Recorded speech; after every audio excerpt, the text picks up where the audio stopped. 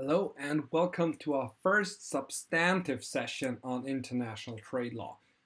In our previous units, we've focused on the history of international trade law, some of the basics, and we took a small detour to discuss the International Monetary Fund and international monetary law, and also we dedicated a few minutes to talk about the World Bank and the World Bank Group. But now we're going back to international trade law proper, World Trade Organization law proper, and one of the first key principles here, trade without discrimination. What do we mean by that? There are two sides of the non-discrimination coin. The first being the most favored nation principle, commonly abbreviated as MFN, and the other one, national treatment, sometimes abbreviated as NT. What do we mean by that? Most favored nation means no special favors for any trading partners, treating other countries equally. No special favor shall be granted to country A if it is not being given to country B. In other words, no WTO member shall discriminate between all other WTO members or all other trading partners. You can imagine that, like in a classroom, I guess none of my students would like it if I would only tell to one student which questions I'm going to ask, or indicate which subjects he or she should focus in particular on. If I should do that, which I won't, I would have to do it for everyone. Same time, sometimes you can imagine international trade relations or international relations in general, like a classroom. No one would like it if special favors are being granted to only one or only to several students and not extended to all others. And the same basic principle also holds true for international economic relations. National treatment then, in turn, that addresses discrimination between foreign products and domestic products. So locally produced or manufactured products should, for example, not be taxed at a lower level, or there shall be no rules, obligations that are only binding foreign products or are only applicable in connection with foreign products. No, all rules for all, and no discrimination, in other words. But in today's session, as I already said, we shall focus on most favored nation. A bit about the history. Where does this principle come from? And there is one historic episode that shall be mentioned here, namely the city of Mantua.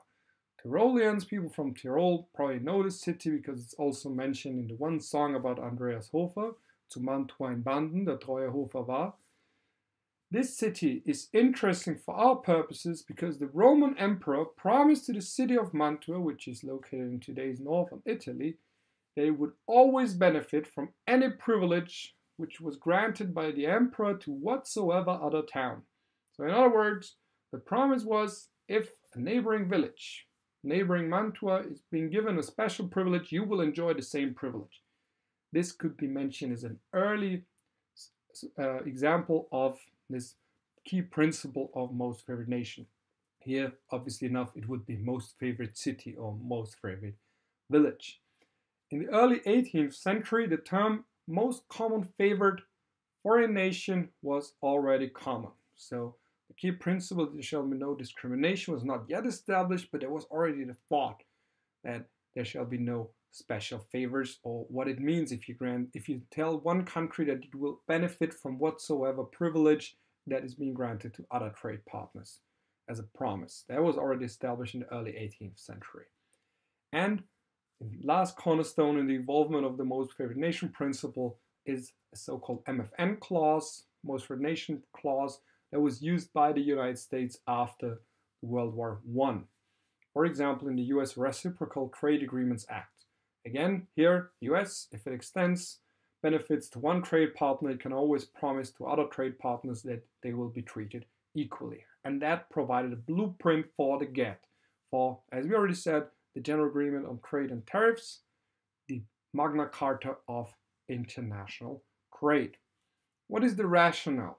There are two main categories that then need to be mentioned here. One is international law, sovereign equality. The thought That goes back all the way to Emmer de Fattel, that all states are equal. So a giant is as much a man as a dwarf. Transplanting this thought on international relations means that a small city-state is just as sovereign as a huge powerful state. Both of them have the same basic legal personality, one could say, and therefore they shall also not be discriminated against. That would be the legal or policy rationale on the international relation theory for the most favored nation principle. The economic one is what we discussed in our first session based on the theory of comparative advantage. In other words, the comparative advantage of one country would be offset if there were tariffs applicable on its products which are all not applicable on all other products. What do we mean by that? We want an even playing field. We don't want that the goal of one partner is bigger or smaller if it's being disadvantaged. The same conditions for all, because otherwise the comparative advantage will not be sufficient, or will not, in other words, will not be the one tool we're looking for to regulate. Also leads us back to the invisible hand. Countries, in other words, would not benefit from their comparative advantage if there are obstacles in the functioning of this basic economic principle. Plus, it shall also serve the most favored nation principle, you could say, as a guardian against the erosion of pre-existing trade concessions through favors if they are only being granted to some states. What you want here is a so-called multiplier effect. A country, if it deems one trading partner as so essential that it, for example, reduces its tariffs, you would hope that yes, if it has to be granted to all other trading partners, even if they're not important for this country. And then over time, there would be a situation where everyone gets a lot of benefits by everyone else. That was somewhat in the back of the minds of the drafters of the GATT. What is also to be rejected here, or at least what you do not want here, is a tit for tat cycle of animosity between trading partners, where you would say, okay, you're discriminating us here, we're discriminating you there, and so on and so forth. Again, here, that leads us back right to sovereign equality. Then you don't want corruption, because special favors, as we all know, sometimes they're simply being bought. If, however, it doesn't make sense to buy such a special favor because it will be granted to everyone else, it's no longer special. So, long story short, it's also seen as contributing to the reduction of corruption.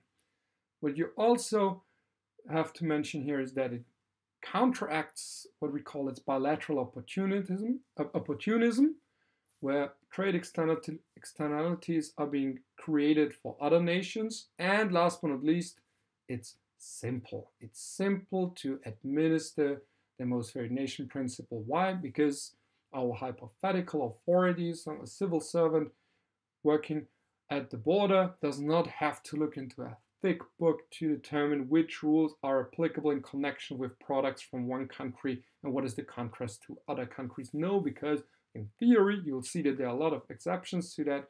In theory, the same rules are applicable for products from wherever they may come from.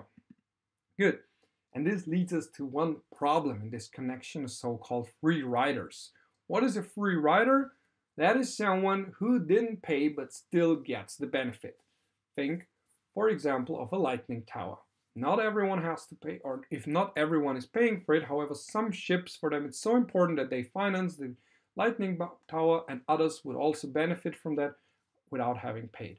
That leads to the problem that other trading partners in this connection would say, why should we offer somewhat in return in trade negotiations? It's enough if country A, a hypothetically important export market, negotiates with country B. Country B gives something in return and we will benefit without having done anything at all. That's the free riders problem, and that is indeed a significant problem when it comes to trade negotiations. In the WTO, we have periodic trade negotiation rounds. Remember, in Geneva, in Torquay, the Uruguay round, the current Doha round.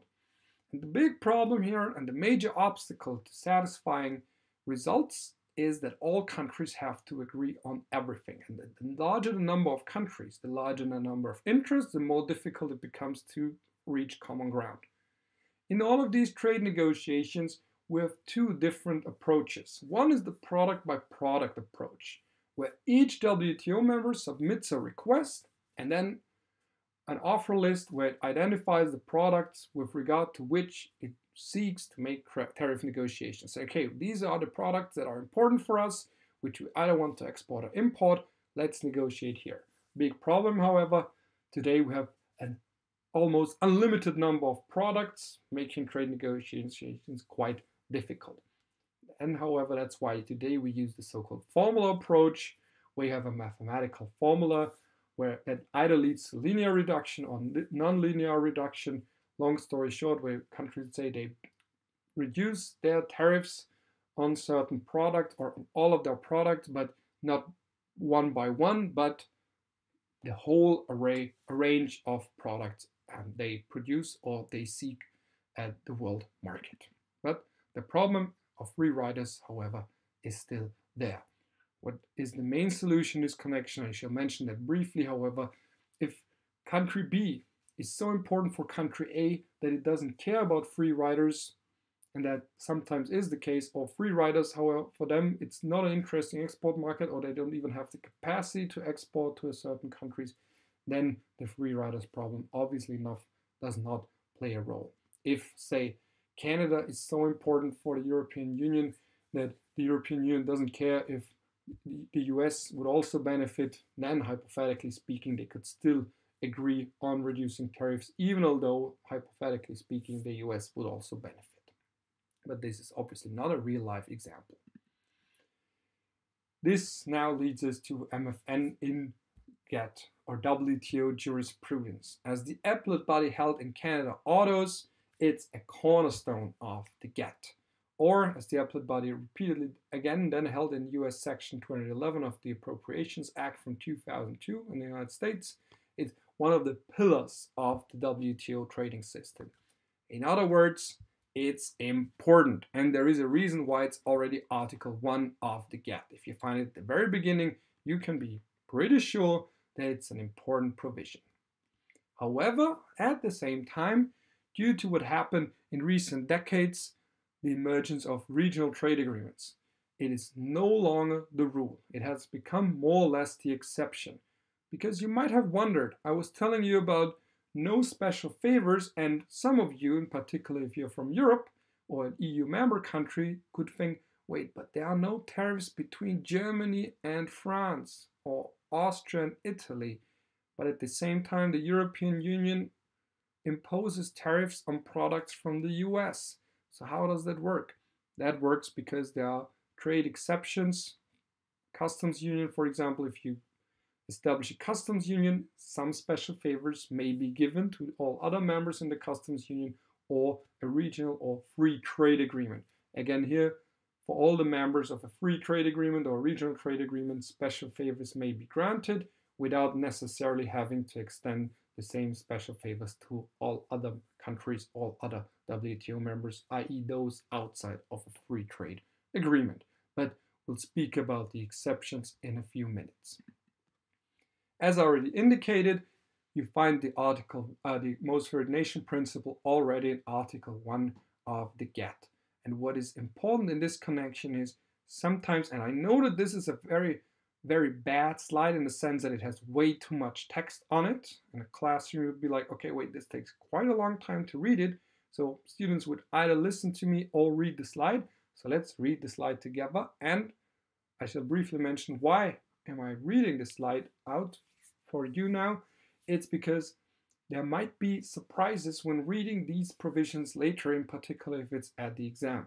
Because that's why I have a job, is to explain provisions such as these, why they're not as complicated as they may seem, but at the same time, reading the original will always tell you, okay, wait, this is not what I thought it would be. This is the result of textbooks, of academics being engaged with a certain provision, or the WTO itself being engaged with a provision by further redefining it or defining it or laying out its key principles.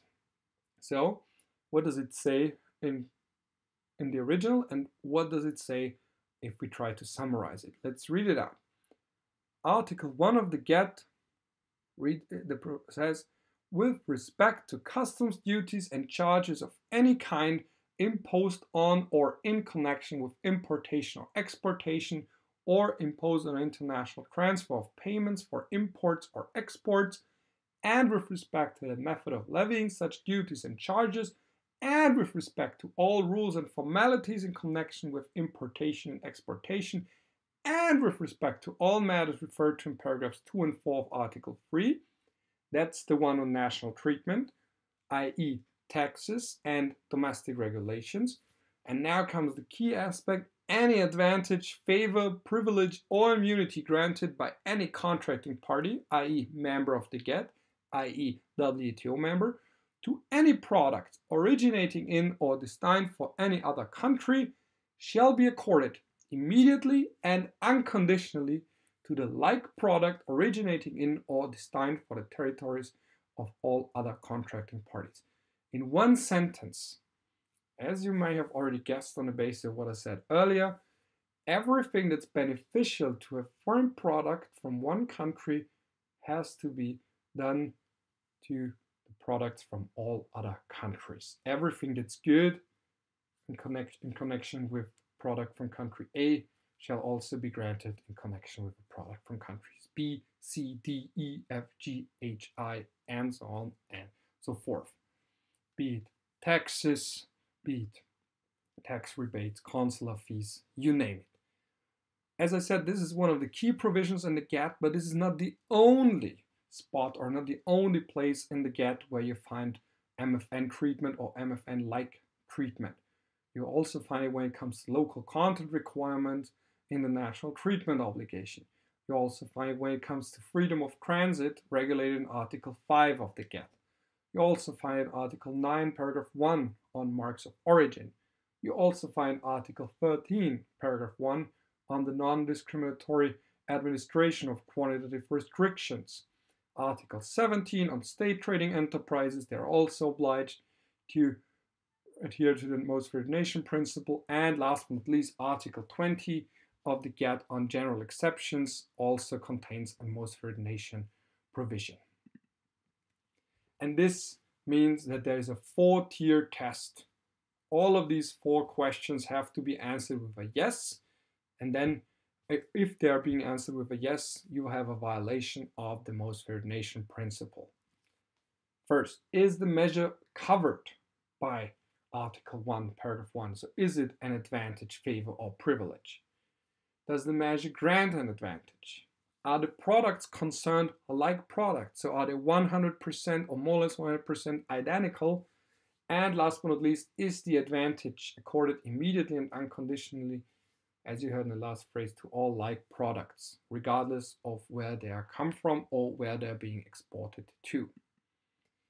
This leads us to the list of examples of measures that are covered by the most favored nation principle. Everything that happens at the border, customs duties in a more restrictive sense, because tariff, that's the general term. You can use it both for customs duties, i.e. the money you have to pay as an entrance ticket for a product at the border, but also as an export tariff, money that has to be paid if you want to export a certain product or certain raw material, whatever, from your country.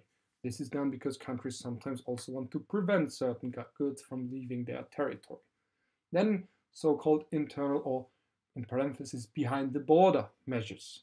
These are all the measures that are being imposed with regard to a certain product once it has already entered the respective market. So again, countries are also, once it has been imported, once it's already out there, you could say countries are still prevented from trying to influence the trade relationship between different products from different countries by granting, again, special favors to products from only certain countries or only one country. Then all duties, bound duties. What do we mean by that? Countries themselves, in connection with tariffs, they can oblige themselves to say, okay, we will not impose a tariff above 3% on, say, for example, steel.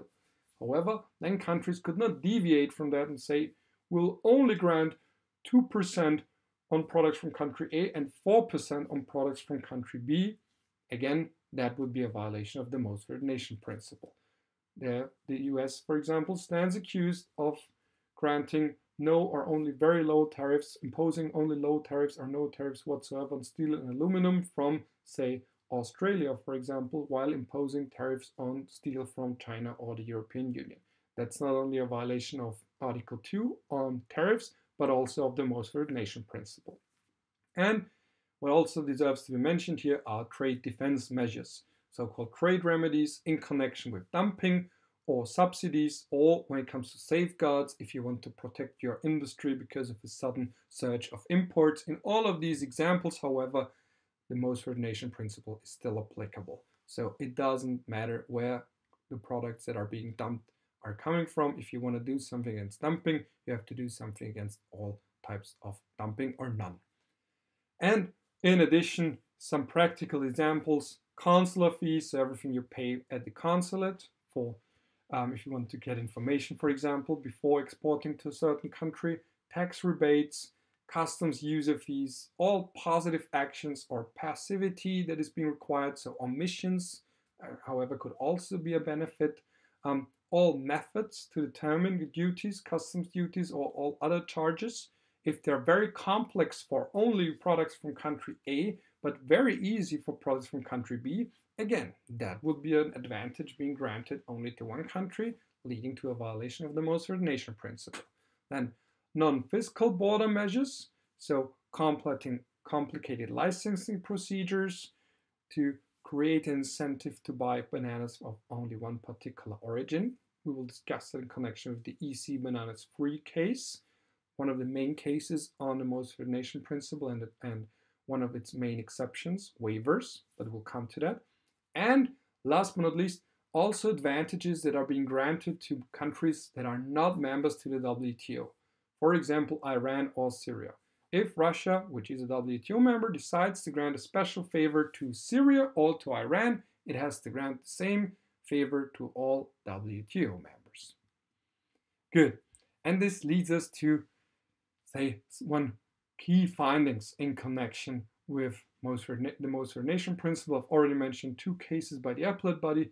Let me also mention the bananas free case, which was more or less of a saga. What happened here was that the European communities, or the European Union as it is today usually called, granted special favors to bananas from ACP countries, African, Caribbean, or Pacific countries. In other words, they tried to make up for the colonial history and strengthen the economic ties between former colonies and certain European countries, in particular the United Kingdom and France. And in this connection, the WTO panels and applet body came to some general conclusions about the essence of most favored nation, and they said the essence of non-discrimination obligations is that like products should be treated equally irrespective of their origin. And in connection with bananas, and yes, the WTO was also involved in the question as to what exactly is a banana and where the differences between types of banana.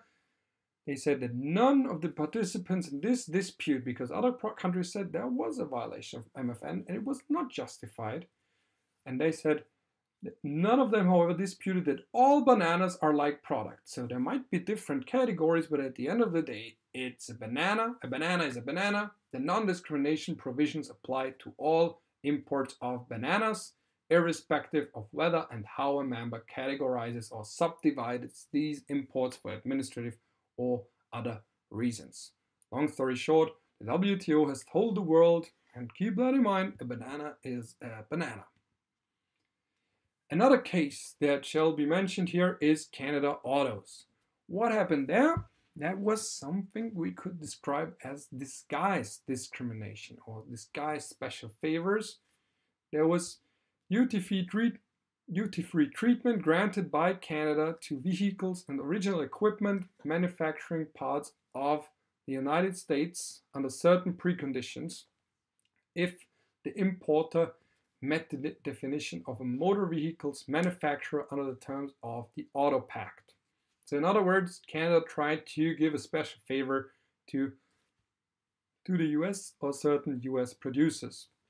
First, it must have the manufacturer must have produced in Canada during the so-called base year, 1963 and 1964, so long-standing ties to Canada, motor vehicles of the class it is important. So not if it was back then a motorcycle and now it's a car, does not qualify, and must have maintained a ratio of the sales value of its local production of vehicles of that class to the vehicles of that class sold in Canada of a prescribed minimum, and it must have achieved a minimum amount of Canadian value-added content in its local production of motor vehicles.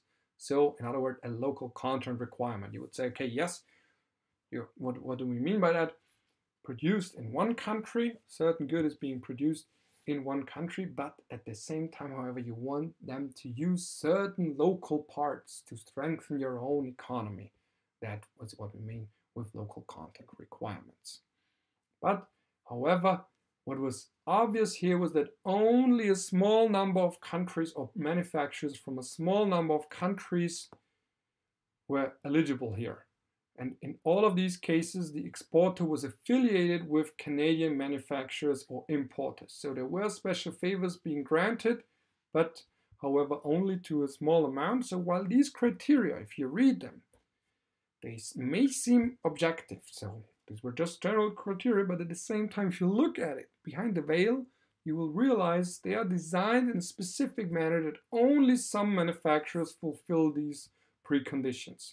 So it's like a job opening that seems like establishing objective standards, but if you look at it in more detail, you will realize only one person in the world, only two persons in the whole wide world will fulfill the criteria set out therein. And it's a bit similar with the Canada Autos case here again. And on the one hand, you had disguised de facto discrimination. On the other hand, the applet body also held that any advantage and any product shall be granted immediately and accorded to all other WTO members and not only those fulfilling these criteria. And this leads us also to this difference between de jure and de facto discrimination. De jure, you could say this was not a discrimination because you had objective standards. If you meet these standards, you will benefit from duty-free treatment. However, de facto, only a limited number of manufacturers fulfilled these criteria, and therefore we still had discrimination, even though it was not written down in the law or not explicitly. De jure discrimination would be if a country says in its legislation by passing a law that only products from country A will receive duty-free treatment, or only certain products from country A and the same products from country B will not receive duty-free treatment. That would be de jure discrimination. But in general, countries are and governments and their ministries of trade are very creative when they're trying to disguise their discrimination by trying, as you saw here, setting out a number of criteria which, however, in practice are only fulfilled by a limited number of manufacturers from certain countries or maybe even only from one country. However, GATT Article 1 discrimination covers discrimination, both de jure and de facto discrimination. Both of them are being prohibited. Another example here is an old case, economic and the European Union predecessor and imports of beef, where you had certain regulations that said, yes, you don't have to pay an import levy. However, if you can produce the authenticity of a certain product, but the only certifying agency was located in the United States. And that meant that for United States producers, it was easy because it was located in their own country. However, beef from Canada, for them it was much more difficult or perhaps even impossible to get such a license certificate. Therefore, they were being discriminated against, not de jure again, because it was simply held you need such a label of authenticity, but de facto, if you can only get it in the US, or it's much easier for US producers, what do we have? De facto discrimination. Good. And this leads us to one of the cornerstone questions of international trade law, the notion of like products. What do we mean by that? It means, long story short, if you have the very same obligation or the very same product, then you also require the very same treatment. That's the notion of likeness. And this leads us to a lot of questions, because think of a car. If it's a big SUV, say, a Hummer, is that a like product if you compare it with, say, a Smart or a Mini? These fashion cars, you drive with them in the city, you find a parking spot more easily than with a giant Hummer or other SUVs. However, both of them have four wheels. Both of them are considered as cars. Are they like or not? If they're not like, you could say, yes, we impose higher tariffs on SUVs than on these smaller cars. If you say they're like products, then you have to impose the same tariff on a, say, one of these giant US American cars as on, say, a Smart, to name really, to have some contrast here.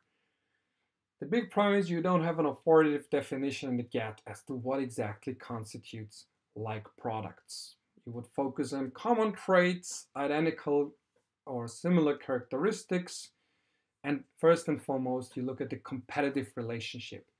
So long story short, if we go back to our car example, you could say, yes, both of them are cars, both of them are four wheels, but at the same time, if you have a huge pickup and a Smart, you can guess that the consumer would not say, okay, I need a car. Shall I buy a giant one or a Smart? Probably will think, okay, I want a big car. And then these big cars, whoever is manufacturing them, are competing with each other. If you want a small car to drive around in the city, then perhaps a Mini would compete with a Smart. But once this decision has already been made, a Mini would not compete with, say, whatever the name of these big cars is. They don't come to my mind right now. Say one of these pickups. You probably guess what I mean here. Say a Hummer. That's, I don't know why, but this is the one example that comes to my mind constantly. But I know that there are other ones. Let's say an Escalade, for example, or what other names are there? I don't know. Good. And the notion of like products, and why am I putting so much emphasis on that, is because it's not only in GATT Article 1. You find it 16 times only in the GATT. And then you also find the GATTs when it comes to services. But stay with the GATT for the time being. The big problem is that there is no uniform definition of likeness that is applicable in all of these 16 times it is mentioned in the GATT. So you find it in GATT Article 1, you find it in GATT Article 3, and so on and so forth. And that's where the appellate body in Japan alcoholic beverages too, and this is one of the main cases on the concept of likeness. We'll discuss it in connection with national treatment in more detail. However, as the appellate body held there, this concept of likeness, it's like an accordion. Sometimes it stretches, sometimes it squeezes, depending on where you are, depending on which provision you're talking about. So keep that in mind. While you may read, for example, in GATT Article 1 about like product, and then you read about it again in GATT Article 3, but it's not necessarily the same concept. Or in other words, like is not always like. Like is not always similar to likeness in one provision. What likeness in GATT Article 1 is not 100% identical with likeness in GATT Article 3. Let's put it like this. Again, going back to some of the classic cases still under the old GATT system. One of them is Spain unroasted coffee. What happened here? Spain chose two categories of coffee, of unroasted coffee, that would benefit from duty-free treatment. So no tariffs had to be paid whatsoever. Colombian milled and other milled. However, on so-called unwashed Arabica and Robusta and the last category, all other coffee, there would be a 7% tariffs. And the big question there was for the GATT, are all of these types of unroasted coffee like products? And as the GATT, there was the older system of dispute settlement. Here the GATT panel held that unroasted coffee was mainly, if not exclusively, sold in the form of blends. So combining various types of coffee, and coffee in its end use, if you look at the individual consumer, was universally regarded as well-defined and single product for drinking. That was the first factor here. So you look at what are consumers doing? How do they treat it? Plus, how are they being sold? How is coffee being sold? Is it only one type of category, or would you say, okay, at the end of the day, it's just unroasted coffee? And then a second determination was also made by the GATT, under the old GATT system, they looked at what are the other GATT members doing, and then they said, okay, wait, none of the others applied its tariff regime in respect of unroasted, non-decaffeinated coffee in such a way that different types of coffee were subject to different tariff rates. And that meant for the GATT and the old GATT system, it was held, wait, all of these types of coffee, there might be differences, but they're not necessarily substantial or not substantial enough to say that they're not like products. In other words, be it Colombian milled, other milled, unwashed Arabica, Robusta, or other, all of them at the end of the day are unroasted coffee, and all of them should benefit from customs-free treatment. One classic case about the main components or the main factors that need to be taken into account when determining whether two products are like products. And we have to add two more criteria here. First, product end uses in a given market. We heard that already. Coffee for drinking. Consumer tastes and habits. They may change from country to country. So two like products might be like in one country, but not like in another country. Cultural preferences are relevant here, and they are also taken into account by the WTO. Then the product's properties, nature and quality, physical characteristics. What is the product itself? You look at its details. And last but not least, as you already heard in the Spain unroasted coffee case, the tariff classification. How do other countries and how does the country itself at question, how does it determine or apply its tariff rates? If the country itself has one category for all types of coffee, that's an indicator that the country itself doesn't believe that they're not like products. One sub-question in this connection is whether process and production methods are relevant if they do not have an impact on the physical characteristics of the product. So if the final result is similar, you don't ask how you got there, how you manufactured a certain product. Traditionally speaking, it does not matter. You only look at the final result, the end result, the final product.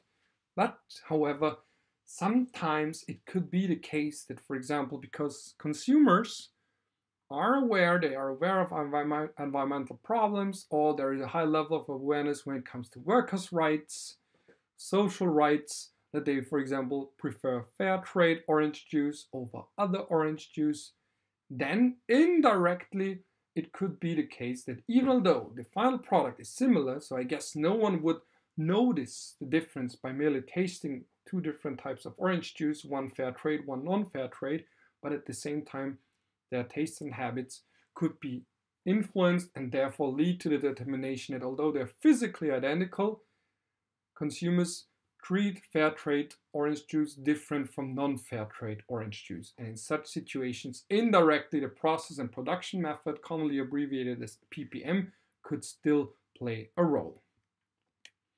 Another question we have to ask ourselves in this connection is, can you assume likeness if there is origin-based discrimination? Several panels by the WTO in some cases apply the so-called hypothetical like product analysis. If the country complaining showed that the discrimination was based on the origin of a certain product. And then the panel said, we won't look at the identification of specific imported products and then look at whether they are like to other imported products. If there is an MFN violation, they said, okay, there is an assumption of violence, a status quo bias, you could say, a likeness bias, and then you would not look at all the determining factors that I just outlined. You would simply say, okay, there is discrimination between two products which seem to be similar. It's based on the origin by saying, okay, there is a higher tariff from products from country A than on products from country B. End of the story. Good. However, keep in mind that is also sometimes being criticized because at the end of the day, you should still find out as to whether there is indeed likeness. But however, some try to find a shorter route, some panels. So sometimes the WTO itself tries to find a shorter route. Next, the criteria that All of these benefits shall be granted immediately or accorded immediately and unconditionally. I'll be brief here. Immediately, that's how you would define the term. That's a very restrictive standard. It means without delay, at once, or instantly. No more debate about that. These are words that can be used synonymously here. And unconditionally means that any advantage that is given to one trading partner must be granted to all other trading partners without any preconditions or without any strings attached, in other words. Because what is the overall aim here? There shall be no discrimination between like products. At the same time, however, what is not the aim is to deregulate. So sometimes the WTO, for a variety of reasons, is accused of being overly liberal or trying to liberalize free trade or restrict countries in their leeway when it comes to imposing product standards. But that's not the purpose of the WTO in general, and in particular not of GATT Article 1. All that GATT Article 1 says is that it wants governments to use the same standards for all foreign products, not more than that. So it does restrict the leeway, but at the same time, however, it doesn't mean that it may not regulate at all. It says you can regulate all you want, but you have to regulate and impose measures or impose conditions on the importation of products that are similar or like, regardless of where these products come from. And in this connection, I would refer to the case EC and seal products, where the European Union tries to protect seals from being hunted down and being further manufactured into products out of public morals. And I would like to quote the appellate body here: as the provision on most favored nation, namely Article 1, Paragraph 1, is concerned, fundamentally with protecting expectations of equal competitive opportunities for like imported products from all members, it prohibits those conditions that have a detrimental impact on the competitive opportunities for like imported products from any members. So, in other words, it permits regulatory distinctions to be drawn between like imported products if such distinctions do not result in a detrimental impact on the competitive opportunities for like products from any member. So, what is another goal of MFN treatment? If country A is not yet exporting to country B, however, it could still look at country C if it is exporting to country B and say, okay, what are the conditions?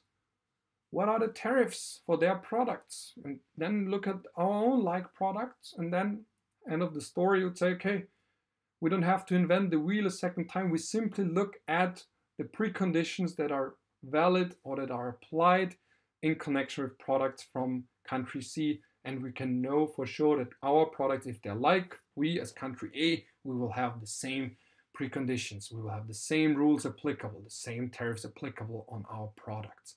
That's what the most favored nation principle is for. And at the same time, however, intent is not necessary here. All that matters is if there's an impact on the competitive relationship between products, like products from several countries, and the mere fact that there are more favorable competitive opportunities for some WTO members is sufficient to find a violation of MFN treatment. You look at the impact and not the rationale. Even if a country didn't want to discriminate, that doesn't matter if the final result is indeed discrimination granting a competitive benefit or a competitive advantage for some countries or only for one country. As we said, it protects competitive opportunities, and therefore any advantage that is granted to one country but denied to others is inconsistent with GATT Article. So much about the most favored nation principle when it comes to trading goods. Now a few words on the major differences to the most favored nation principle in connection with services. The most significant difference here is that you do not only have to consider the likeness of the service as such, that would be the equivalent to products. Remember, most favored nation means equal treatment between different trading partners when it comes to like products. Here, however, you do not only assess whether two services are alike, i.e. 100% identical, but you also have to determine whether the service suppliers themselves are also alike. So we come to a two-tier analysis. First, you have to determine whether the service is like, and as a second step, you have to determine whether the service supplier is also like, or whether the two service suppliers are also similar. Good. And at the same time, keep in mind that most coordination in the GATTs, as in general when it comes to trade and services, is a little bit less restrictive than when it comes to products. We'll come to that again when we speak about national treatment in connection with service suppliers, that more protectionism is lawful in this area than in comparison with products. And also there are some exceptions that are possible in connection with the most favored nation principle and the treatment of foreign service suppliers. There are 4 quantitative restrictions possible under GATT Article 16 A to F, plus 2 limitations on the type of legal entity and foreign equity participation. And therefore some most favored nation exceptions, or it's not as restrictive as when it comes to products. They can basically be maintained for at most 10 years, and they have to be reviewed after at least 5 years. Ideally speaking, however, they would be abolished earlier than 10 years and reviewed earlier than 5 years. Plus, if a country wants to apply such an exception to the most favored nation principle, it has to specify it in a separate list. Good. Briefly, I'll just mention these examples or these exceptions. First, there can be an exception on the basis of the number of service suppliers, how many of them may offer the services in the first place. The total value of all service transactions or assets related to services can also be limited. Then there can be a limit on the total number of service operations or on the total quantity of service output by foreign service suppliers, and the limitations on the total number of natural persons supplying this specific service. And then there are 2 legal restrictions on the most favored nation principle. First, measures which restrict or require specific types of legal entity or joint venture. So you could say only if you operate under a certain legal entity, a limited, for example, or the second one would be legal restrictions or limitations on the participation of foreign capital in general. And that concludes for the time being everything that is necessary as the basics about most favored nation. In the next session, we'll see that most favored nation used to be the rule. Nowadays, however, it has become more or less the exception due to the rise of, first and foremost, free trade agreements, relatedly also customs unions, and we'll also discuss other exceptions to the most favored nation principle in the next session. Having said that, I hope that you enjoyed today's virtual lecture. In case you're further interested into international economic law and the WTO, maybe you would like to think about subscribing to this channel. Also, if you're interested into other fields, such as the use of force or international humanitarian law or the history of international law, I will upload a few more videos in the next week. I'm trying to make the best out of the current situation, i.e. the coronavirus, quasi-lockdown, and always happy if there are new subscribers. Until then, hope you have a good day and see you for our next session. Goodbye.